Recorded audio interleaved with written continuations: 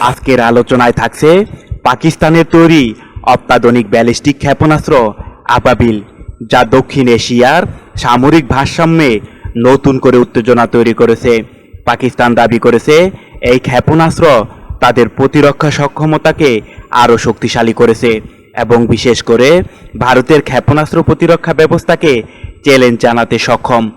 আবাবিলের সবচেয়ে বড় বৈশিষ্ট্য হল এর অত্যাধুনিক এমআরআইভি প্রযুক্তি, অর্থাৎ একটি মাত্র ক্ষেপণাস্ত্র থেকে একাধিক ওয়ারহেড আলাদা আলাদা লক্ষ্যবস্তুতে আঘাত হানতে পারে।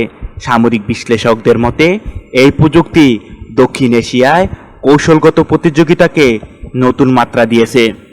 প্রায় 2200 কিলোমিটার পাল্লার এই ক্ষেপণাস্ত্র একসঙ্গে 3 থেকে 8টি পর্যন্ত ওয়ারহেড বহন করতে সক্ষম বলে দাবি করেছে পাকিস্তান। ফলে একটি মাত্র উৎক্ষেপণ থেকে একাধিক শহর বা সামরিক স্থাপনায় হামলা চালানো সম্ভব হতে পারে। বিশেষজ্ঞরা বলছেন, ভারতের জন্য সবচেয়ে বড় উদ্বেগের বিষয় হলো এই ক্ষেপণাস্ত্র ভারতের বিদ্যমান ক্ষেপণাস্ত্র প্রতিরক্ষা ব্যবস্থাকে জটিল পরিস্থিতিতে ফেলতে পারে। কারণ ভারতের কাছে থাকা S-400 এবং নিজস্ব ব্যালিস্টিক মিসাইল ডিফেন্স ব্যবস্থা সাধারণ ক্ষেপণাস্ত্র ঠেকাতে কার্যকর হলেও একই সঙ্গে একাধিক ওয়ারহেড শনাক্ত ও ধ্বংস করা অনেক বেশি কঠিন। পাকিস্তান আরও দাবি করেছে আবাবিল তাদের তথাকথিত সেকেন্ড স্ট্রাইক ক্যাপাবিলিটি নিশ্চিত করতে পারবে, অর্থাৎ শত্রুর প্রথম হামলার পর পাল্টা পরমাণু জবাব দেওয়ার সক্ষমতা বজায় থাকবে।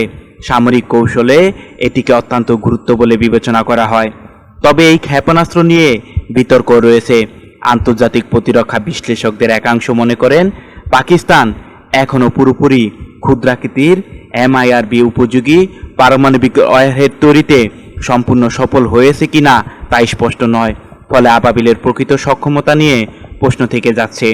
তারপরও বিশেষজ্ঞদের মতে আবাবিল শুধু একটি ক্ষেপণাস্ত্র নয়, বরং এটি দক্ষিণ এশিয়ার কৌশলগত প্রতিযোগিতা এবং ভারত পাকিস্তানের সামরিক উত্তেজনার নতুন প্রতীক হয়ে উঠেছে।